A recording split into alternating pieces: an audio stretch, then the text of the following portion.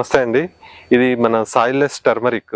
ఇందులో ఏంటంటే మనము ఎక్కడ కూడా మట్టి వాడకుండా గ్రో బ్యాగ్స్ లోనే డిఫరెంట్ వెరైటీస్ అన్ని కూడా ఒకటే చోట దాదాపు ఒక 1 ఎకర్ పాలీ హౌస్ లో 26,000 బ్యాగ్లలో పెట్టున్నామండి. సో ఒక బ్యాగ్ నుంచి కూడా మేము 5 నుంచి 6 కేజీల ఈల్డ్ హై కుర్కుమిన్ కంటెంట్ ఉన్న పసుపును మనం దీంట్లో పండిస్తున్నాము. సో ఇవన్నీ ఈ వచ్చే హై కుర్కుమిన్ ఉండడం వల్ల ఇవన్నీ కూడా సీడ్ కోసం వెళ్తాయి. ప్లస్ మనకు ఫార్మా కంపెనీస్ కి రిక్వైర్మెంట్ ఉంది. సో ఈ వీటి కోసం అని చెప్పేసి మనం ఈ క్రాప్ అనేది స్టార్ట్ చేస్తున్నాము. సో ఇదంతా కూడా ఒక 1 ఎకర్ పాలీ హౌస్ లో 26,000 బ్యాగుల్లో మనం పండిస్తున్నాం.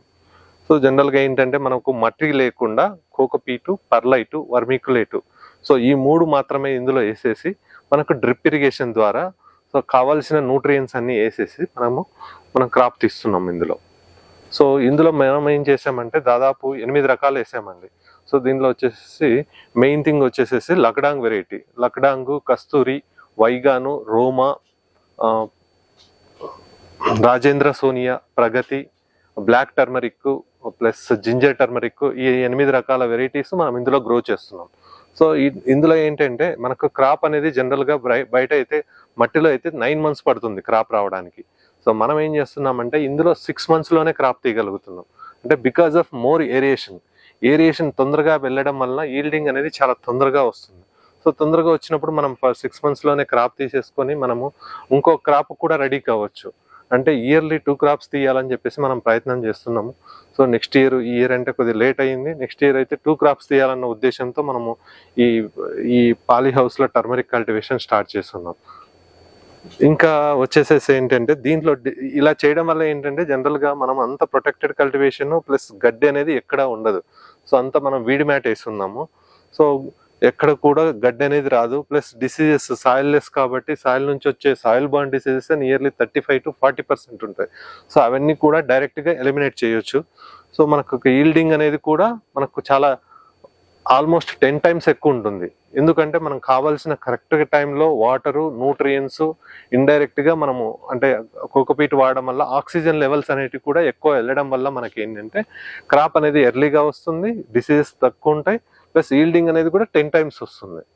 సో మనం ఆ పద్ధతి ద్వారా చేయడం వల్ల మనకి ఏంటంటే ఇది కమర్షియల్ గా మన కమర్షియల్ వాల్యుబుల్ కాబట్టి ఇది పసుపు అనేది కొద్దిగా అధిక ధరకు అమ్ముకోవచ్చు కాబట్టి మనం ఇది చేస్తున్నాము. చాలా మందికి ఎవరైనా దీని మీద ఇంట్రెస్ట్ ఉన్న వాళ్ళు ఏంటంటే ఫస్ట్ ఫార్మర్స్ అయితే రైతులు కొంతగా ఫస్ట్ ఒక 1000 బ్యాగులు 500 బ్యాగులు ఫస్ట్ కొంత పెట్టుకొని దాంట్లో ఈల్డింగ్ ఎలా వస్తుందో చూసుకొని మీకు బాగా వచ్చినట్లయితే మీరు దాన్ని 5,000 బ్యాగులు, 10,000 బ్యాగులు, 20,000 బ్యాగులు అట్లా మనం పెంచుకుంటా పోతే మనకు రైతుకు అనేది మనకు తెలుస్తుంది. అంటే కొత్తగా అంటే మట్టితోనే పంట పండిస్తామని చాలా మంది అనుకుంటారు. మట్టి లేకుండా పంటలు వస్తాయని మనం చూపించగలుగుతున్నాం. ఇందులో దట్టు హై ఈల్డింగ్ వెరైటీస్ వేస్తున్నాము.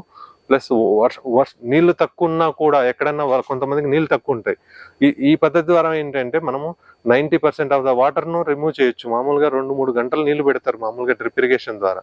ఇక్కడ ఏంటంటే మనము జస్ట్ 3 నుంచి 4 నిమిషాలు మాత్రమే పెడతాం. సో 3 నుంచి 4 నిమిషాలు అంటే చాలా తక్కువ వాటర్ తోనే మనం క్రాప్ పండించగలుగుతున్నాం.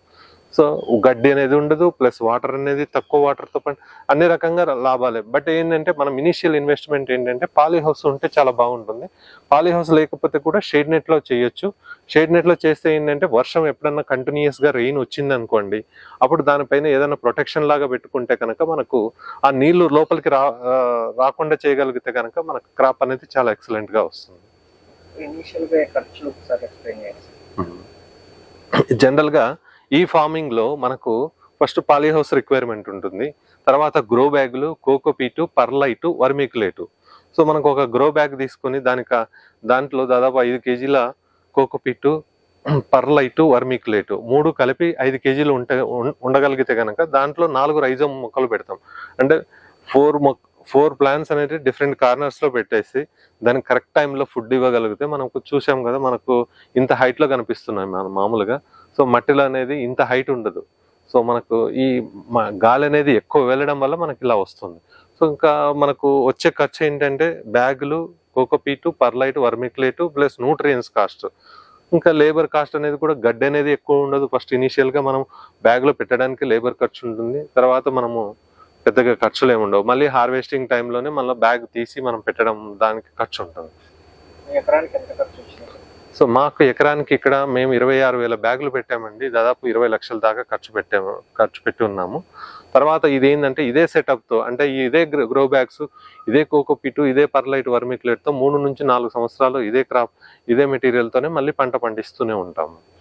సో మనకు ఇనిషియల్ ఇన్వెస్ట్మెంట్ అనేది ఉంటుంది. తర్వాత మనకు ఈల్డింగ్ అనేది 10 టైమ్స్ ఎక్కువ వచ్చినప్పుడు మనం పెట్టుకోవడంలో మనకు ఇబ్బంది ఏమి ఉండదండి దీంట్లో. బట్ ఏంటంటే రైతు దీంట్లో మేము 100 టన్నుల దాకా ఎక్స్పెక్ట్ చేస్తున్నాం. 26,000 బ్యాగులు ఉన్నాయండి. ఒక్కొక్క బ్యాగ్ నుంచి 5 to 6 kgs ఎక్స్పెక్ట్ చేస్తున్నాము.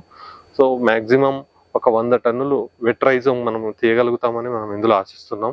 లాస్ట్ ఇయరే మనం 70 టన్నుల దాకా తీస్తున్నాము. వర్షం వల్ల మనకు ఇబ్బంది కలిగి 70 టన్నులు వచ్చింది.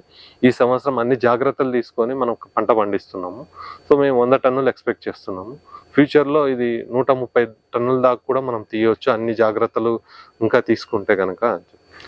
సో మనకు ఈ విధంగా పండించుకోగలిగితే ఎవరైనా అంటే ఒక రైతు చాలా వరకు కొత్త విధాలుగా పండించాలి, ఇంకా ఏదైనా మెథడ్స్ ఉన్నాయని ఆలోచన చేస్తున్నారు. సో మీరు ఎవరైనా రైతులకు ఇంట్రెస్ట్ ఉంటే ఒక 500 బ్యాగులు 1000 బ్యాగులతో ఫస్ట్ మీరు టెస్ట్ చేసుకొని క్రాప్ ఎలా వస్తుంది, ఎంత దిగుబడి వస్తుంది, రైజోమ్ బాగా ఫామ్ అవుతుందా అన్ని చూసుకొని మీరు ఒక ఎక్స్పెరిమెంట్ కండక్ట్ చేసుకొని తర్వాత మీరు సొంతంగా మీకు నచ్చినంత అంటే 20 సెంట్లు కానీ 30 సెంట్లు కానీ అలా పంట పండించుకొని మీరు చూసుకొని మీరు పెట్టుకోవచ్చండి. సో ఇది మీకు ఈ విధంగా చేయడం వల్ల ఏంటంటే అన్నీ కూడా మన కంట్రోల్లో ఉంటాయి, పారామీటర్స్ అన్ని కంట్రోల్లో ఉంటాయి కాబట్టి మీరు మంచి రకంగా పసుపు తీయగలుగుతారని నేను ఆశిస్తున్నాను.